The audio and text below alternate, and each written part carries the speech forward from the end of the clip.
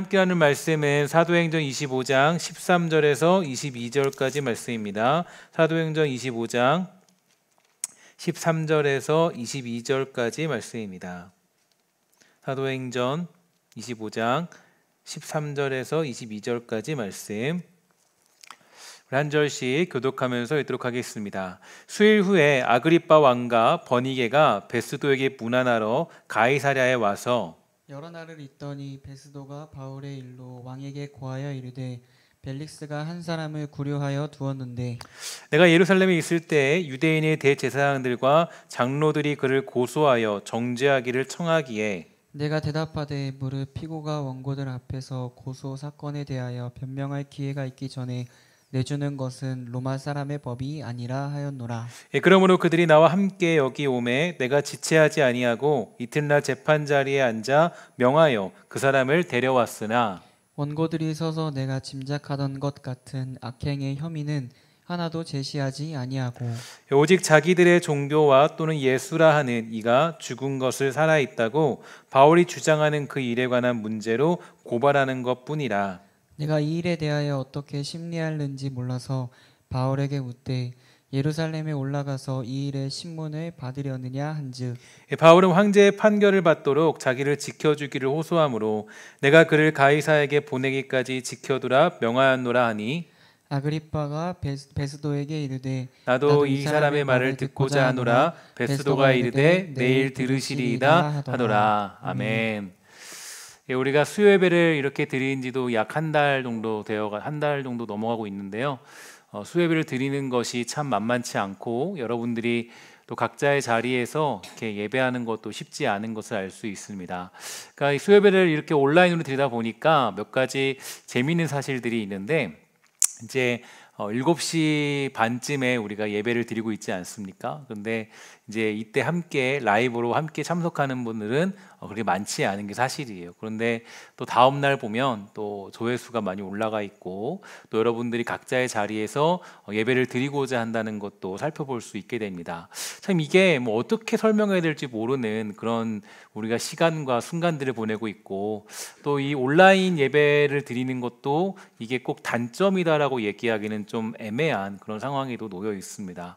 여러 가지 여러분들에게 참 이 현장 예배라는 것이 당연히 우리가 회복해야 될 그런 상황들이지만 온라인으로라도 또 예배할 수 있는 여러분들의 그 순간들과 그 시간들을 감사하시고 또 하나님의 뜻이 있다는 것을 여러분 기억하시면서 각자의 자리에서도 이 최선을 다해 예배할 줄 아는 이 복된 성도가 되기를 주의 이름으로 간절히 소망해 봅니다.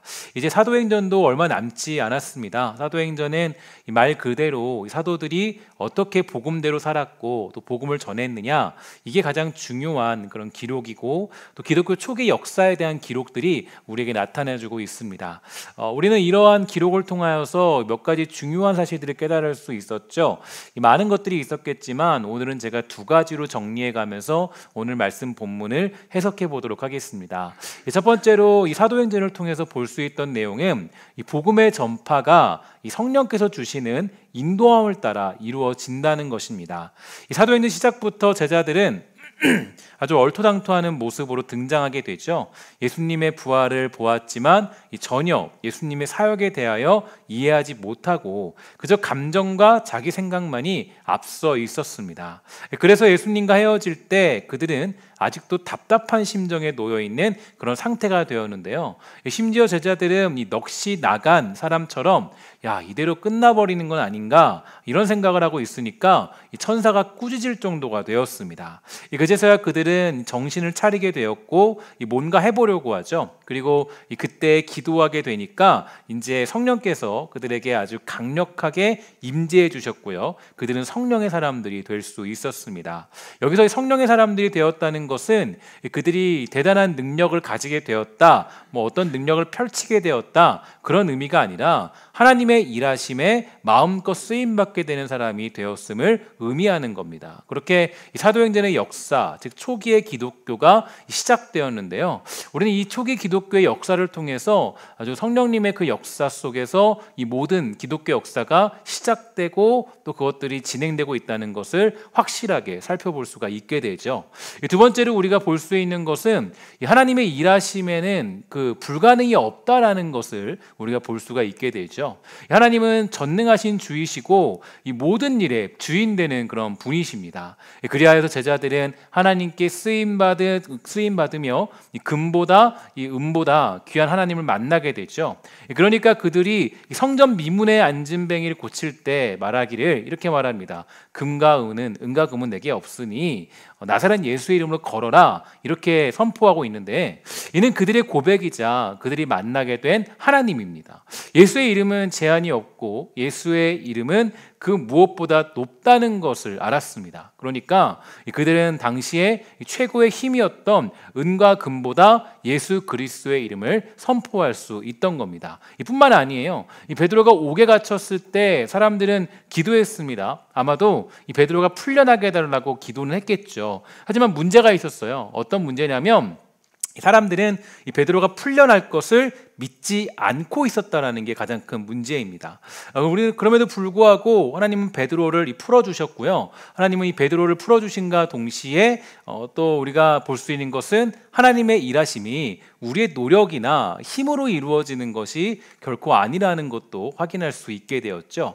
내가 열심히 기도했기 때문에, 내가 힘을 다해 간구하고 온전히 믿었기 때문에 하나님이 일하신 것이 아니라 하나님은 자신의 뜻과 계획을 따라 일하시고 또 우리는 그의 도구로, 그의 종으로 쓰임받는 그런 영광을 누리게 됩니다. 사실 이 부분이 굉장히 중요한 신앙의 핵심적인 싸움이죠. 왜냐하면 사도행전을 해석할 때 가장 큰 문제가 바로 여기에 있거든요. 사도행전을 해석할 때 이제 많은 사람들이, 또 많은 우리가 이 해석들을 봤을 때 어떻게 해석을 하냐면 우리 인간의 노력이나 인간의 어떤 그런 열심, 굉장히 바울의 열심, 뭐 이런 것들로 우리가 이 사도행전을 분석하고 그런 것을 해석할 때가 많이 있게 돼요. 그러나 사실 신앙이라는 것은 그렇게 얘기할 수 없죠. 그러니까 우리들이 가장 잘못된 신앙이 어디 있냐면 내가 뭔가 해보려고 하는 것, 이게 가장 큰 그런 신앙의 싸움이에요. 그래서 내가 뭐 했다, 내가 어떻게 했다, 내가 이렇게 했다, 내가 열심히 노력하니까 하나님이 일하시더라, 이것만큼 가장 힘들고 어려운 그런 이 싸움의 행보가 없는 거죠. 율법의 특징을 보면요, 율법이라는 것은 자기 힘으로 그것을 지키며 구원을 이루겠다는 것입니다. 율법은 이 자기가 내가를 강조해요. 내가 뭐 했어, 내가 어떻게 했어, 내가 정말 이렇게 열심히 살았어. 그래서 이 세리와 바리새인의 기도도 보면요, 바리새인은 이렇게 말하죠. 저는 10의 1조도 했고요, 이웃도 도왔고요, 주님, 또 내가 기도도 다 했어요. 그러니까 제가 더 의롭지 않습니까? 이렇게 얘기하죠. 그러나 주님께서는 뭐라 그럽니까? 그렇게 얘기했잖아요. 대답은 노였어요. 너가 의롭지 않다. 오히려 자신은 아무것도 할 수 없습니다 라고 고백했던 이 세리가 의롭다 하심을 받고 돌아갔다라고 성경은 우리에게 얘기해 주고 있죠. 로마서 4장 2절부터 5절까지 말씀인데요, 이렇게 말하고 있습니다. 아브라함이 행위를 통해 의롭다함을 얻었다면 그에게는 자랑할 것이 있었을 것입니다. 그러나 하나님 앞에서는 자랑할 것이 없습니다. 성경이 뭐라고 말합니까? 아브라함이 하나님을 믿으니 그 믿음을 그의 의로 여기셨다라고 하지 않습니까? 일을 해서 품삯을 받는 사람은 그가 받는 품삯을 받는 사람은 그가 받는 품삯을 당연히 받을 것을 받는 것으로 생각하지 선물을 받는 것으로 생각하지 않습니다. 그러나 일을 하지 않는데도 품삯을 받는 사람이 있다면 그가 경건하지 않은 사람을 의롭다고 여기시는 하나님을 믿기 때문에 하나님께서 그의 믿음을 보시고 의롭다고 여기시는 것이 됩니다. 이렇게 바울이 설명해 주었어요. 그러니까 아브라함이 의롭다 칭함을 받은 것은 이삭을 드렸기 때문이 아니에요. 그가 행위적으로 이 정도 믿음이 되었으니까 너 이제 이 정도면 괜찮다, 하산해라, 너 잘했어, 너 믿음으로 이제 인정받았으니까 넌 이제 믿음의 조상이야, 이렇게 하지 않았다라는 거예요. 그가 어떤 행위적인 결단이 있었기 때문이 아니에요. 그가 의롭다움을 받은 것은 바로 믿음이었습니다. 이 믿음이란 우리가 생각하는 믿음과 달라요. 보통 우리가 세상적으로 말하는 믿음에 대해서 얘기할 땐 내가 원하는 것이 이루어질지 믿습니다, 이게 믿음이지만 바로 이 성경이 말하는 믿음은 하나님께 모든 것을 맡깁니다. 이게 믿음이에요. 그래서 바울이 말하길 믿음 안에서 나는 무슨 꼴을 당해도 괜찮습니다라고 그가 표현하고 있었던 거죠. 이에 대한 해답으로 로마서 4장 6절과 8절도요, 이런 사실을 증명해 주죠. 다윗은 행한 것과는 관계없이 하나님께서 의롭다고 인정하시는 사람이 받은 복에 대해 다음과 같이 말했습니다. 자기 죄를 용서받고 자기 허물이 가려진 사람은 복이 있다. 주님께서 죄 없다고 인정해 주는 사람은 복이 있다. 이렇게 알려주었습니다. 그러니까 하나님의 일하심은 우리의 노력이 있는 게 아니에요. 그러니까 어떤 이 성경은 내가라는 말을 굉장히 싫어하죠. 그러니까 내가는 언제나 주체자는 하나님이에요. 그러니까 기독교 신앙에 여러분들이 우리가 신앙생활하면서 가장 집중해 봐야 될 것은 바로 내가라는 게 하나님이 일하신다는 것을 오늘 성경을 통해서 확인할 필요가 있는 거죠. 그분의 전능하심, 그분의 주권, 그분의 능력은 우리가 무엇을 할 때 이루어지는 것이 아니라 우리가 그분의 계획과 능력과 전능하심에 부름마다 쓰임받게 되는 거예요. 바로 이 부분에 우리의 자유의지가 함께 사용되는 겁니다.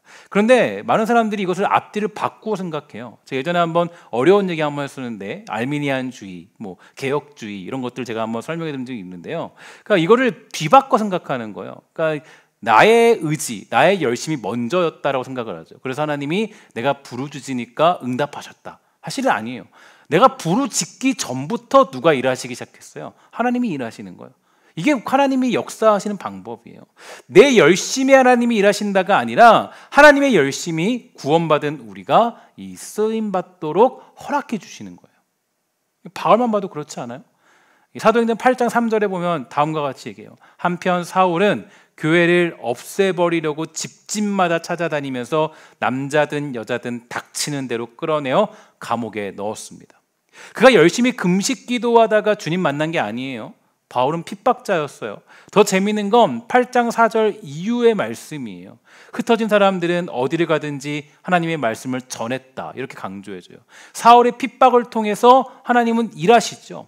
그분의 전능하심과 놀라운 계획과 그분의 역사와 시간이 바로 여기에 있습니다. 하나님은 우리의 생각과 우리의 사실, 우리의 모든 계획을 초월하고 일하시는 분이십니다. 사도행전 8장 5절과 7절이에요. 빌립은 사마리아 성으로 가서 그곳 사람들에게 그리스도를 전파합니다. 사마리아 사람들은 빌립이 하는 말을 듣고 그가 행하는 기적을 보자 한 마음으로 빌립의 말을 귀담아 들었습니다. 이는 그가 악한 귀신에 사로잡힌 사람들에게서 그 귀신들을 쫓아냈기 때문입니다. 귀신들은 큰 소리를 지르며 몸에서 빠져나갑니다. 빌립은 중풍에 걸린 사람과 다리 저는 사람들도 많이 고쳐 주었습니다. 잘 보세요. 사울이 핍박하여서 기독교가 끝날 것 같고 망할 것 같고 하나님의 일하심이 멈출 것 같이 보였지만 사실 하나님은 여전히 하나님이시고 여전히 하나님은 그 시간의 주인이시고 그 역사의 주관자셨어요. 전능하신 하나님이에요. 하나님의 계획대로 모든 것이 착착착착 이루어지는 겁니다. 사도행전을 우리가 잘 생각해야 돼요. 사도행전이라는 말이 사도들이 어떤 일들을 감당했다라는 그런 식의 해석으로 볼 수 있겠지만 사실 사도행전은 하나님이 이 사도들을 통해서 어떻게 일하시고 어떻게 자신의 계획과 그 일들과 시간들을 역사적으로 그렇게 자신을 드러내시는가, 여기에 대한 부분들이 아주 자세히 작성되어 있는 게 사도행전의 내용이에요. 그리고 심지어 사도행전 9장 4절부터 5절을 보면요, 굉장히 충격적인 사실이 드러나죠. 어떤 사실이냐면 이건 너무 깜짝 놀란 사실이에요. 9장 4절 5절. 사울은 땅에 엎드렸습니다. 그때 사울아 사울아 내가 왜 나를 박해하느냐 하는 소리가 뚜렷이 들렸습니다. 사울은 주님은 누구십니까? 라고 물었습니다. 나는 내가 박해하는 예수다. 예수님이 사울에게 찾아오세요. 그리고 사울은 변화되어서 뭐가 돼요? 바울이 되죠. 소위 말해서 전능하신 하나님이 인간의 고집 또 그 악함 모든 더러운 생각을 다 뚫고 들어오셔서 사울을 바울을 변화시키세요. 그러면 이게 되게 놀라운 게 제가 아까도 말씀드렸지만 이 사울이 뭐 금식 기도하면서 주님 만난 게 아니에요. 뭐 돌을 닦다가 뭐 어느 자리에 올라가니까 어느 한계 속에서 하나님 만나게 된 게 아니에요. 주님이 찾아오셨어요. 주님이 찾아오셨는데 바울의 그 모든 고집과 아집과 그의 모든 생각과 세계관을 다 뚫어버리고 찾아오셨어요. 결국 사울은 하나님의 전능하심 앞에 무릎 꿇게 되었고 또 시간의 주인, 역사의 주인이신 그 하나님 앞에 바로 그는 엎드리게 됩니다. 모든 공간의 주인이신 하나님 앞에 엎드리게 되죠. 사실 바울이 어떤 사람이에요? 그는 최고의 학문을 배웠던 그런 사람이에요. 그는 최고의 학문을 배우고 제일 좋은 가문과 로마 시민권을 가지고 있던 그런 사람이었어요. 바울은 모든 것을 가지고 있던 사람의 표상입니다. 그러나 당시 최고의 사람이라고 추앙받던 바울이 하나님 앞에 무릎을 꿇게 된 거죠. 우리나라에도 그런 비슷한 사람이 한 분이 있는데요. 바로 그 이어령 씨라는 최고의 학자이자 정치인이고 능력이 출중한 사람입니다. 여러분 잘 아시죠?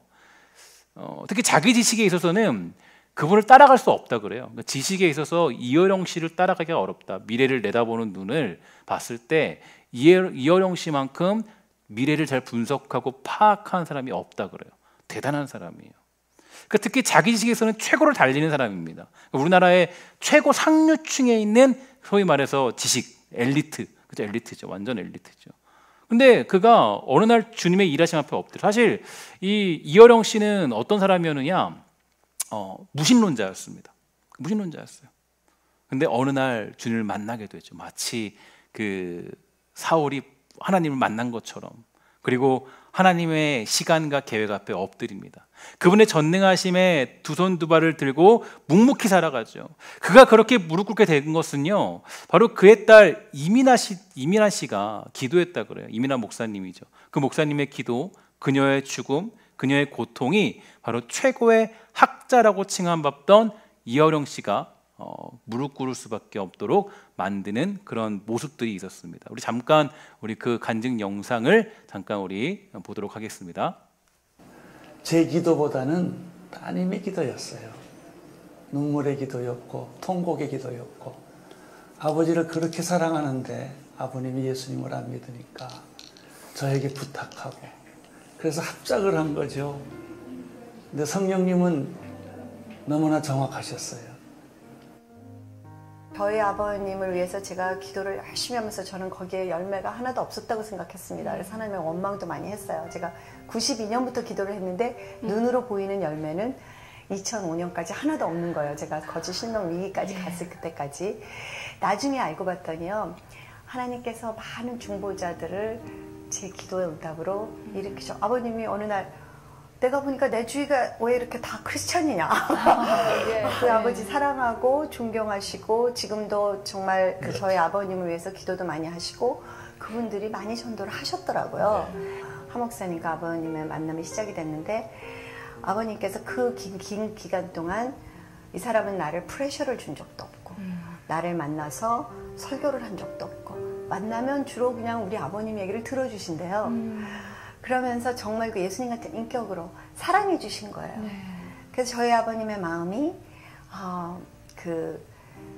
많이 열리셨었던 것 같아요. 그래서 이제 하나님께서 예비하셨던 그 주의 종 그리고 또 기도하시던 여러 사람들 또 언론계에 있었던 또 숨어 있었던 복병 같은 그런 분들 이런 분들이 다 함께 했는데 계기가 이제 결정적인 계기는 제가 실명 위기가 되었을 때 기적을 보여주시면 의사는 못 고친다고 하니까 이제는 하나님밖에는 없는데 그럼 하나님 정말 살아계시다면 우리 딸이 눈이 망막이 붙어서 장님이 되지만 않는다면 내가 하나님을 위해서 제 인생을 드리겠습니다 하는 약속을 하신 언약의 계기는 그것이 되었죠.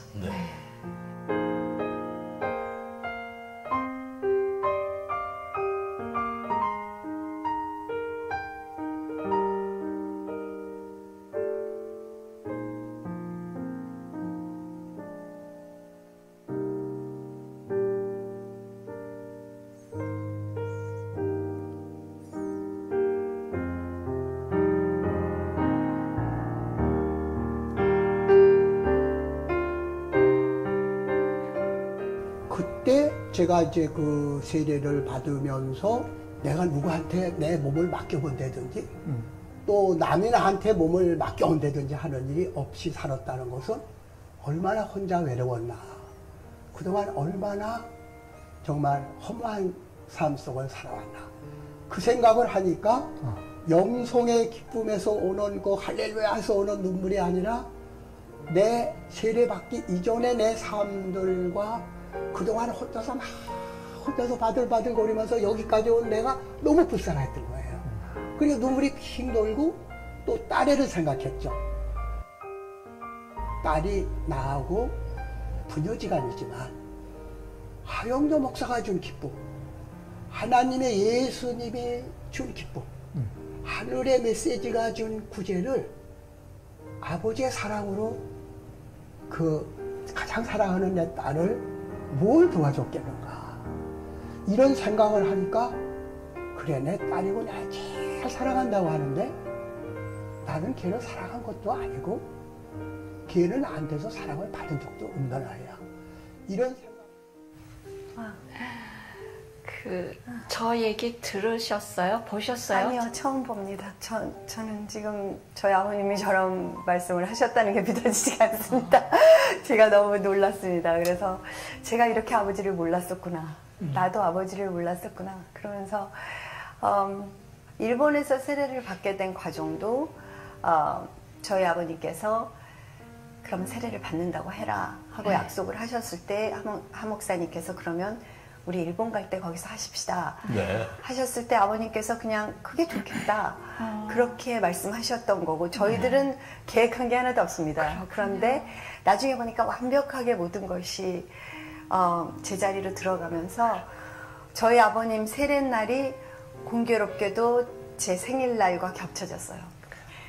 그리고 제가 또 거기에 있을 수 있는 상황을 주님께서 마련해 주셔서 아버님께 세례받는 것을 멀리서라면 제가 바로 옆에 있진 않았지만 그 방에서 함께. 보게 하셨고 제가 그날처럼 기뻤고 그날처럼 감격된 날이 없었던 것 같습니다.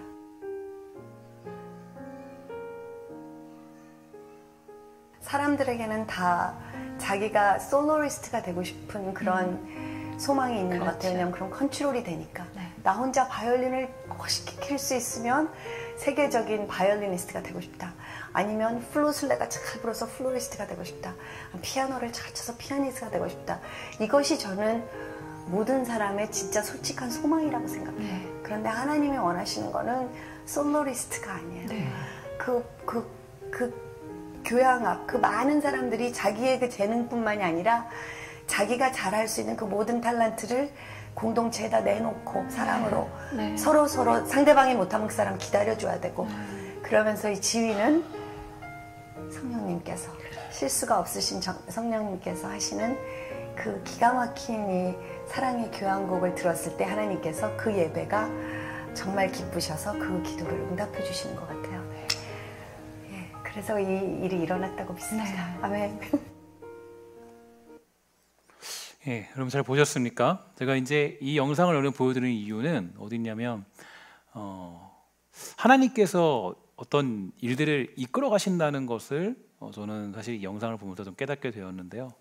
물론 우리의 기도가 시작이 된 것 같지만 사실 하나님께서 이미 창대 전부터 이어령 씨를 아마 택하셨을 것이고 또 이 모든 일들이 착착착착 이루어졌다는 것을 마지막 우리는 성령께서 하시는 일이라는 것을 보면서 확인할 수 있게 된 겁니다.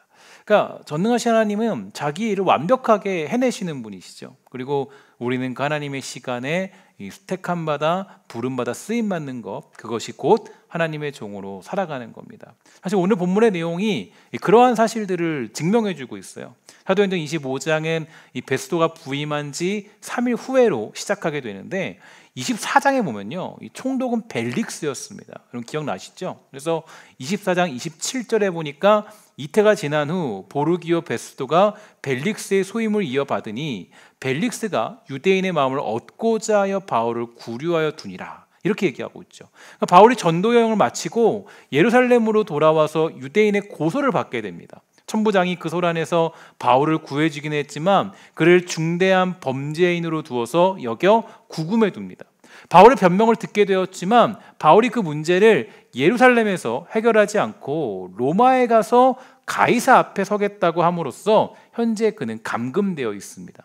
그렇게 미결수 신분으로서 이태가 지나가죠. 그 다음에 새로 부임한 베스도는 바울이 누구인지, 죄목이 무엇인지 확실하게 살펴보게 됩니다. 25장 18절을 보면요, 아그리빠 왕에게 이야기한 대목이 다음과 같은 구절을 나타내고 있는데 이렇게 얘기하죠. 원고들이 서서 내가 짐작하던 것 같은 악행의 혐의는 하나도 제시하지 아니하고 오직 자기들의 종교와 또는 예수라는 이가 죽은 것을 살아있다고 바울이 주장하는 그 일에 관한 문제로 고발하는 것밖에 없다, 이렇게 강조하고 있습니다. 25절에도 보면은 내가 살피건대 죽일 죄를 범한 일이 없더이다, 이렇게 얘기해요. 베스도가 살펴본 내용을 이야기하죠. 이것은 우리에게 매우 중요한 사실을 전달해 줍니다. 바로 하나님께 부름받은 바울이 무고한 죄인임이 분명하지만 구금되어서 골방에 버려져 있는 채로 모든 시간이 흘러가 버린 거예요. 무의미한 시간처럼 보이잖아요. 그죠? 여러분, 정말 얼마나 무의미한 시간이에요. 내가 감옥에 갇혀 있구나. 나는 지금 해야 될 일이 많은데, 나는 얼마나 감당할 일이 많은데, 나는 지금 가서 복음도 전해야 되고 뭐도 해야 되고 정말로 많은데 너무나도 무의미한 시간이 흘러가 버리는 것 같습니다.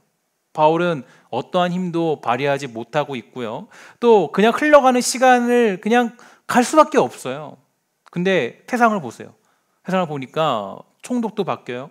여러 가지 변화가 찾아와요. 많은 세상의 환경들이 다 바뀌고 있습니다. 근데 바울은 그대로예요. 바울이 권력을 잡거나 뭐 어떤 세상에 출세를 한다거나 권세를 누리거나 뭔가 어떤 진보를 보인다거나 그런 모습은 찾아볼 수가 없어요. 심지어 바울의 문제는 이제 그들에게는 중요한 문제가 되지도 않았습니다. 그렇게 바울이 고통받는 게 당하는 일이 정말로 그는 아무런 힘도 못 쓰는 것 같아요. 하나님은 이 땅의 주인이신데, 하나님이 부르신 백성이며 가장 위대한 사도였던 바울인데 그는 아무런 힘도 발휘하지 못하는 것 같이 모든 시간들이 그냥 째깍째깍 흘러가고 있는 거죠. 하지만 우리는 이런 부분에서 기억해야 될 말씀들이 굉장히 많이 있어요. 먼저 하나 소개하면 에베소 1장 7절 10절이에요. 이렇게 얘기해요.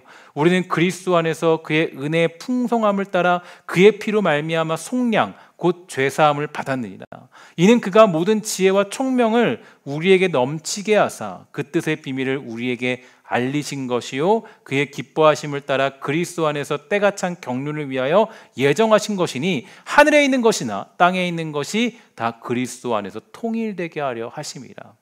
하나님은 이 땅의 주인이세요. 하나님의 모든 계획대로 모든 것이 이루어집니다. 하나님이 일하고 계세요. 그런데 중요한 것은 바울은 감옥에 있어요.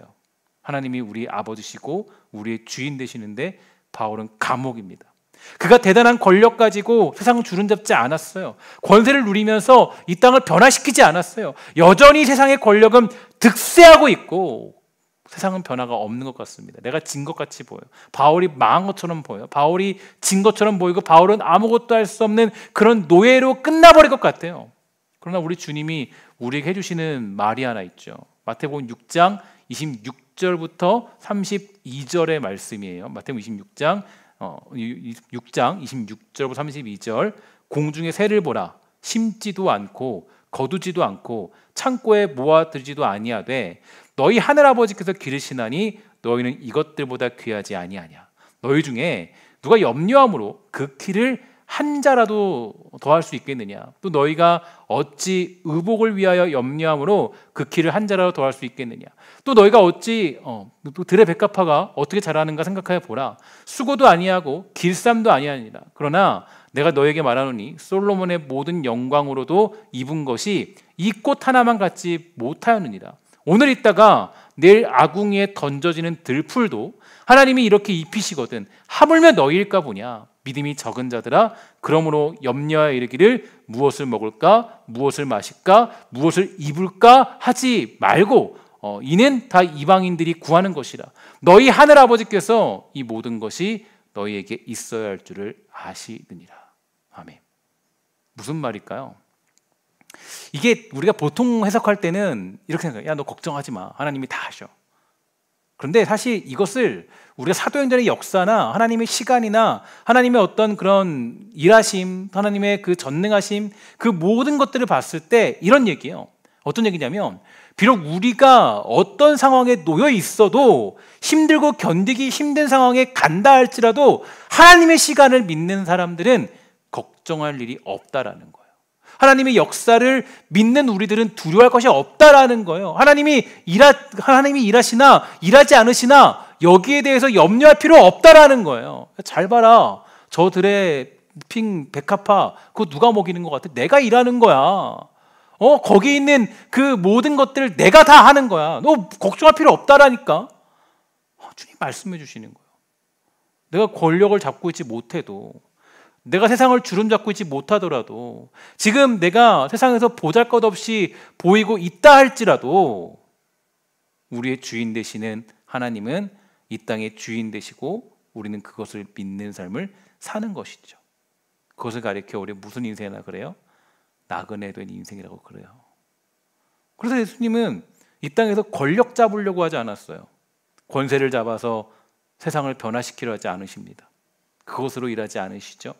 그저 하나님이 보내신 자리에 순종하시고 십자가의 길로 묵묵히 걸어가십니다. 엄청난 의로움으로 가신 것이 아니라 바로 주님의 뜻에 따라 복종하시고 따르시고 하나님의 일하심에 순종하신 거예요. 우리도 그렇습니다. 하나님은 우리의 기분과 감정에 따라, 우리의 열심과 노력에 따라 일을 하시는 분이 아니라 하나님은 자기 일을 하시고 하나님은 우리를 초청하시고 부르셔서 우리가 그 일을 감당하도록 하는 분이 우리 하나님이세요.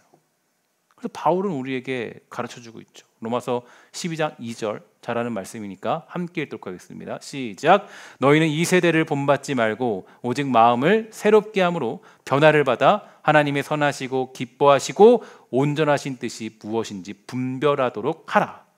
에베소 5장 15절과 17절 함께 읽습니다. 시작. 그런즉 너희가 어떻게 행할지를 자세히 주의하여 지혜 없는 자같이 하지 말고 오직 지혜 있는 자같이 하여 세월을 아끼라. 때가 악하니라. 그러므로 어리석은 자가 되지 말고 오직 주의 뜻이 무엇인가 이해하라.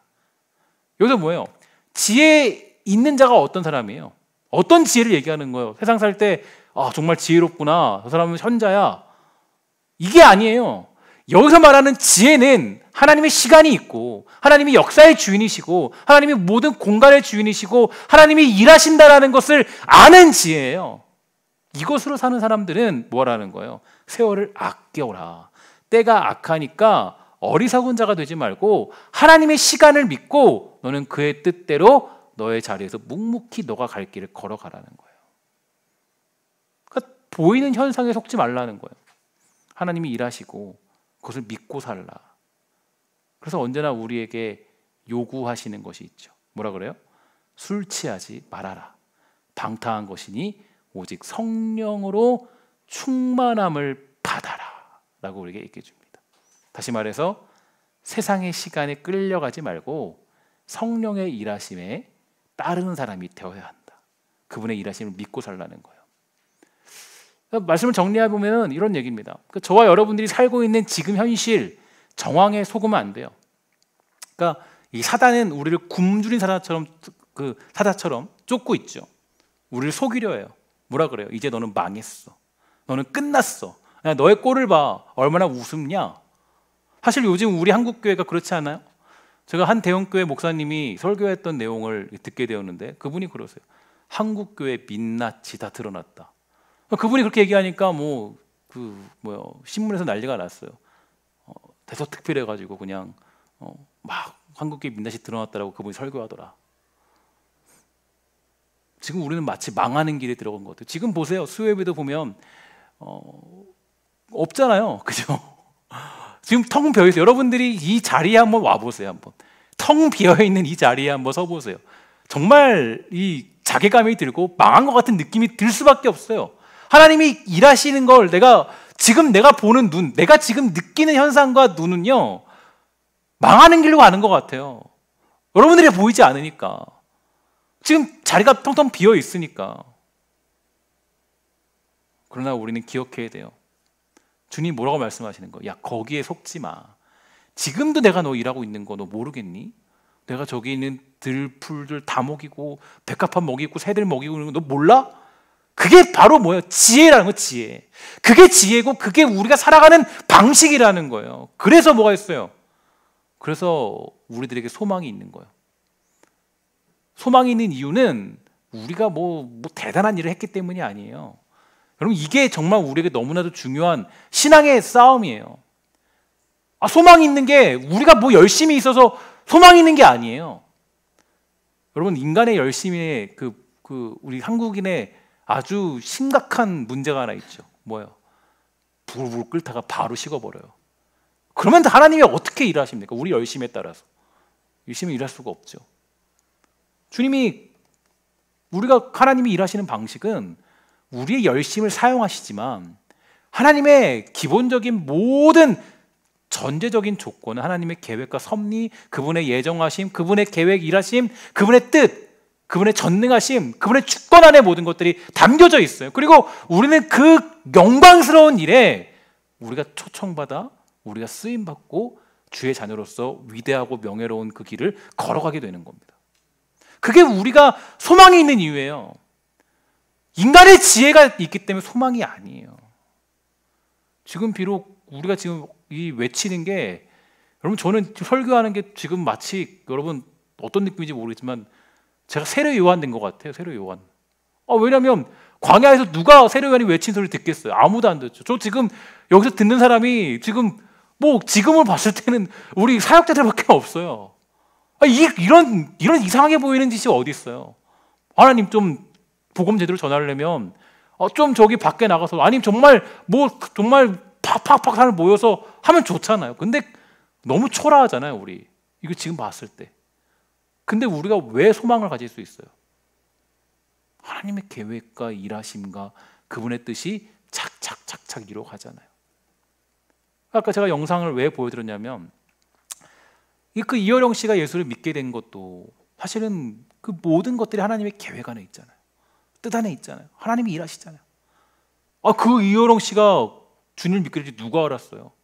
저는 이어령 씨 세대가 아니기 때문에 그분을 경험하지 못했지만 그분을 경험했던 위의 세대들은 얘기해요. 저분 완전히 무신론자인데, 그분은 완전히 기독교 비판하는 사람인데 어떻게 예수를 믿게 돼요? 그래서 너무 당황스러워요, 사람들이. 하나님이 역사의 주인이시기 때문에 가능한 거예요. 누가 막 열심히 했기 때문이라기보다 그 열심을 사용하시지만.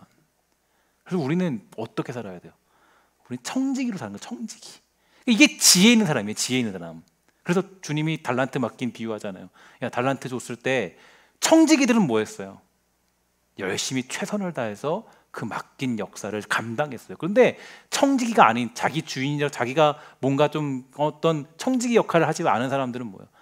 불만 품고 안 하잖아요. 안 해. 그러니까 우리가 소망이 있는 건 하나님의 시간을 볼 때입니다. 하나님의 뜻과 역사를 볼 때예요.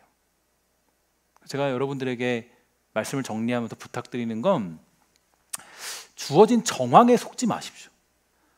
그러니까 우리가 이 주어진 정황에 속지 않는 게 중요해요. 그러니까 주어진 상황과 이 환경에 속으면 안 돼요. 이걸로 우리가 소망이 없다라고 생각하면 안 돼요. 그죠? 지금 제가 계속 얘기하지만 여기 자리에서는 우리가 아무것도 못하는 것 같아요. 아무것도 없는 것 같아요. 정말 망한 것 같아요. 근데 우리가 그래도, 제가 소망 있게 여러분들에게 막 이렇게 핏대 세우면서 복음 전하고 몇 명이라도 듣고 40명 50명 들으니까 제가 이렇게 복음을 전할 수 있는 이유는 여러분들 때문도 있지만 어디에 있어요? 그래도 하나님이 지금 일하고 계시니까, 그러니까 자신감 있게 여러분들에게 복음 전하고 있는 거예요. 그래서 우리는 소망을 가지는 건 하나님이 지금도 일하시기 때문입니다. 우리 지난 찬양도, 우리 주일 예배 때 이런 찬양 했잖아요. 역사를 운행하시는 하나님, 그죠? 큰 길을 만드시는 하나님, 큰 기적을 행하시며 약속을 이루시는 하나님, 그분이 여전히 우리의 주인이라면, 그죠? 그분이 여전히 우리가 주인으로 고백하고 있다면, 바울처럼 아무것도 할 수 없는 그 감옥에 있는 상황이라 할지라도 우리는 넉넉하게 이 주어진 일들을 이겨낼 수 있는 겁니다. 바울이 스데반을 죽이고 기독교인들을 핍박할 때는 이제 기독교는 끝났다라는 생각이 들었어요. 야, 기독교 망했구나. 그런데 어때요? 빌립은 복음을 전했고 주의 백성들은 흩어진 채로 교회를 세웁니다. 그리고 심지어는 그 핍박자 바울이 변화돼요. 이게 하나님의 너무나도 놀랍고 완벽한 그분의 시간이요, 그분의 계획이 되는 겁니다.